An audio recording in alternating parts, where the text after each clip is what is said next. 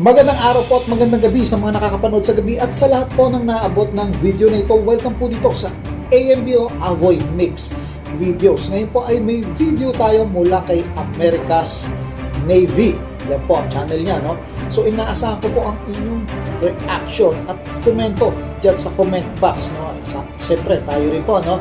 So ayon po sa video na to, dami na nagdagsaan na mga military equipment, mga artillery dito sa Pilipinas, no? Parang ramdam ko na, no, na may mangyayaring hindi maganda.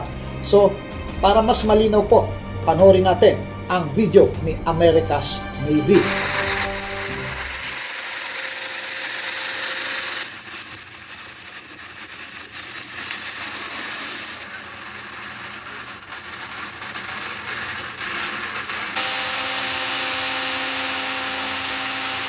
Wheels and track moving are two different modes of travel here. In a stunning show of military might and strategic alliance, the United States has deployed a significant number of military vehicles and equipment to the Philippines. Subic Bay, once a key U.S. naval base during the Cold War, has once again become the center of attention as rows of armored vehicles, supply trucks, and logistics. So, tingnan po natin kung talagang ito po ay sa Pilipinas, no? Tingnan natin yung video. Nakikita nyo naman sa kapaligiran, sa bundok, kung talagang sa Subic ito. So, tingnan natin. Supply trucks and logistics equipment roll ashore. But what does this mean for the region and why now?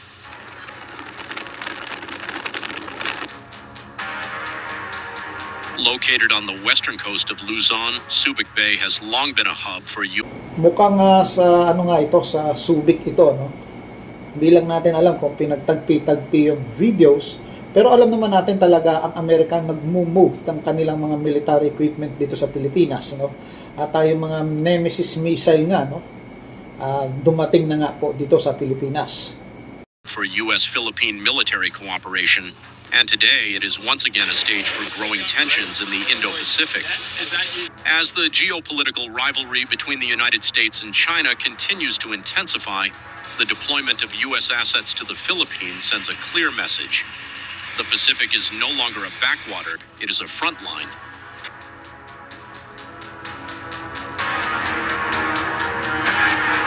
This strategic movement of military equipment comes amid joint training exercises under the annual Balakatan drills, U.S. and Philippine armed forces.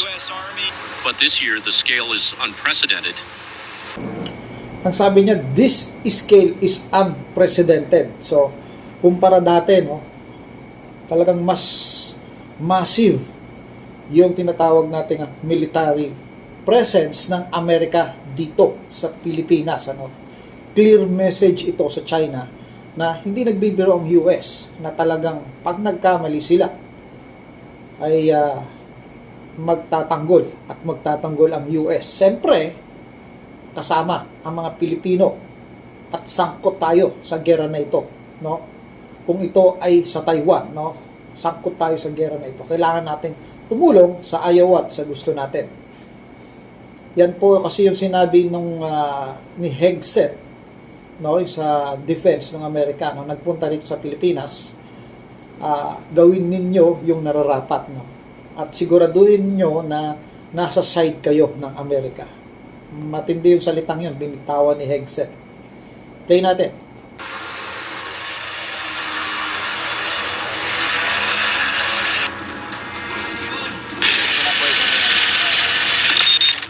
Officially, this is about interoperability, training side by side, sharing logistics, enhancing disaster response.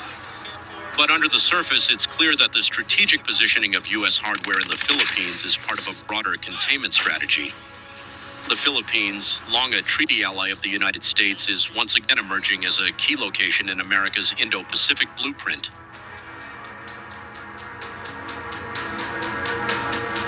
Tensions in the South China Sea have escalated in recent months. Chinese Coast Guard vessels have harassed Filipino fishing boats. Water cannon incidents have made headlines. And Beijing's growing presence in disputed waters has alarmed not only Manila but also Washington. Could this be the trigger behind the latest U.S. military presence?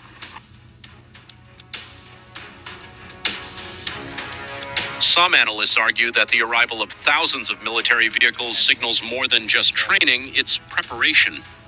Preparation for worst-case scenarios, deterrent strategies, and potentially rapid deployment capabilities. So yun nga po, no? Hindi yan basta training lang. Thousands of military equipment po yan. In case sa worst scenario, kakailanganin niya. At hindi natin alam kung sino po ang mag-uumpisa ng worst scenario na yon. From mobile artillery systems to forward operating logistics, the groundwork is being laid.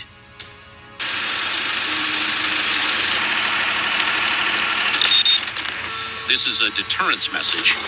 The U.S. is demonstrating its readiness to project power, not just from bases in Guam or Japan, but from within striking distance of flashpoints like the Taiwan Strait.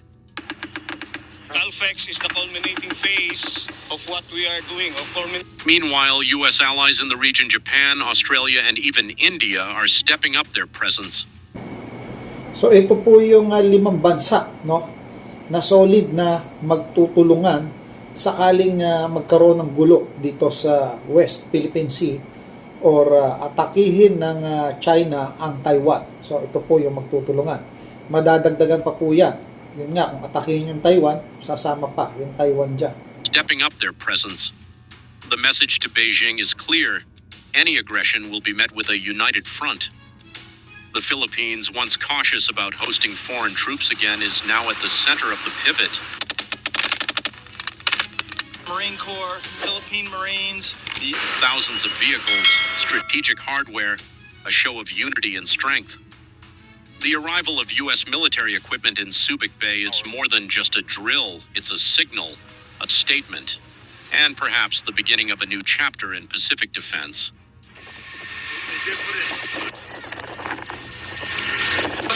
The United States and the Philippines officially launched the largest installment of their joint military exercises on Monday, as Balikatan 25 kicked off a 3-week series of coordinated drills involving thousands of troops from both nations. According to the Philippine news agency, the armed forces of the Philippines plan to use this year's exercise to highlight some of their most advanced military capabilities, including a guided missile frigate, light fighter jets, close combat support aircraft, and Black Hawk helicopters.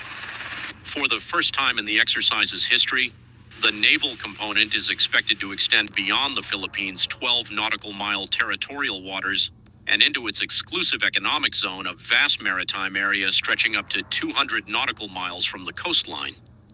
While the exact route remains undisclosed, the move marks a significant step in asserting maritime rights in contested waters. So tama lang yun na hindi nila ipaalam yung susunod, no? Kasi baka makashadow na naman dito si China, no? Pero may nagsabi sa akin dyan, nabasa ko sa comment na yung ipinapakita nilang military exercise nitong US, hindi yun yung actual na pwedeng maganap. Iba yung pinapakita nila sa activity sa military drill at iba yung sa totoong gera. Magkaiba po yun. Kasi hindi nila yun ipapakita kasi baka mapag-aralan pa yun ng kalaban. Next, tuloy natin.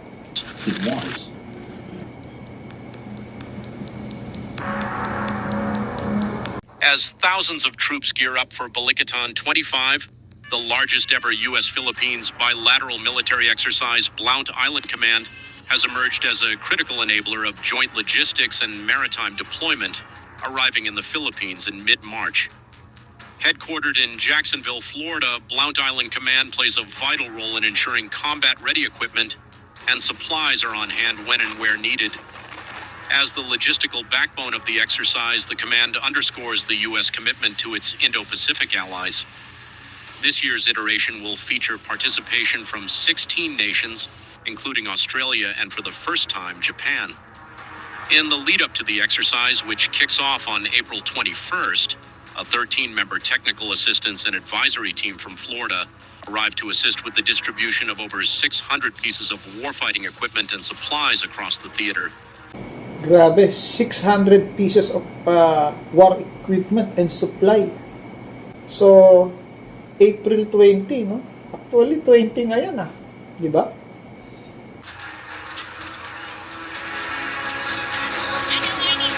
Blount Island Command supports Marine Expeditionary Forces by maintaining a global supply network both ashore and afloat.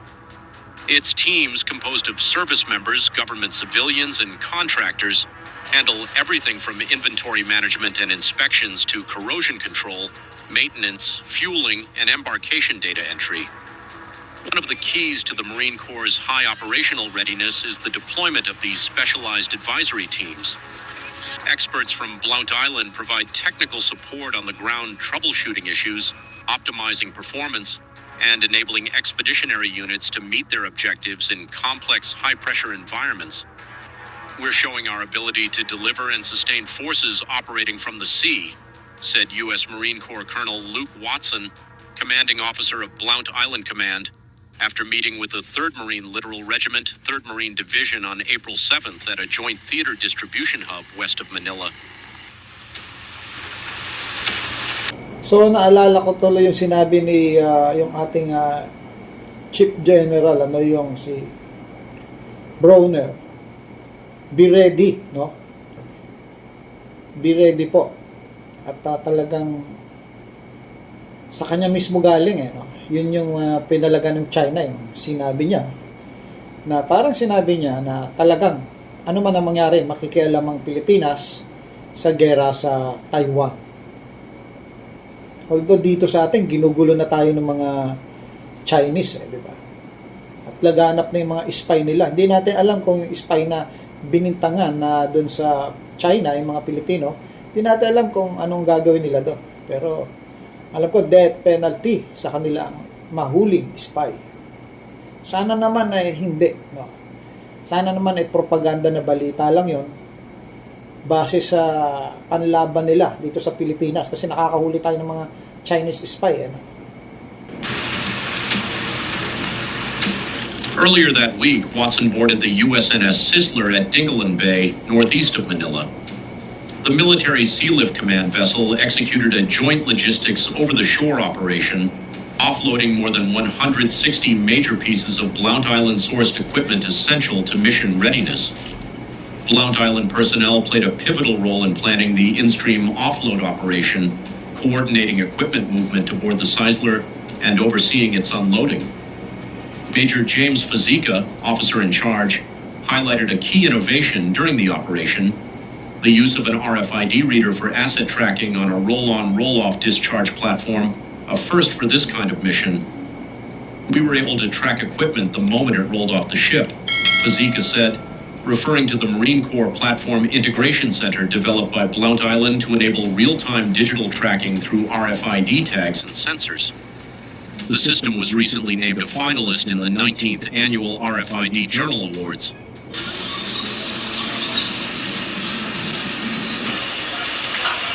So hanggang dito na lang po ang video, no, at natapos na. Ngayon ang aking reaction dito sa video ni America's Navy ay medyo intense, no, kasi parang isasabak nila tayo sa gulo, no. Pero wala naman tayong pagpipilian, no. Kaysa naman na ang mga China ang manggulo sa atin. At least ito kakampi natin. At kahit na ganito, at meron din silang mga tao, no? Meron silang mga American personnel, mga sundalo na lalaban, ano? Tulungan nga, no?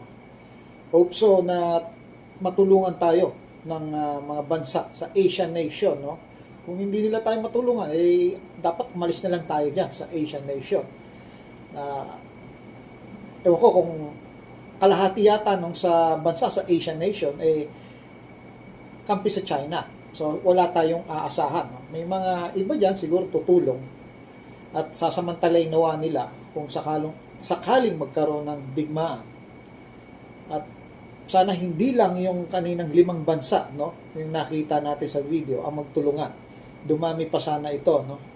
At hanggat maaari, sana sumuko na lang yung China, no? Umurong na lang sila. Yung mga plano nila na yan, bitawan na lang nila. No? At wala hong mangyayari. Parehas lang magiging talo na. No? At sa tingin ko, hindi rin talaga sila mananalo. Baka lalo lang lumala yung sitwasyon. at mapagtulungan pa sila ng maraming bansa.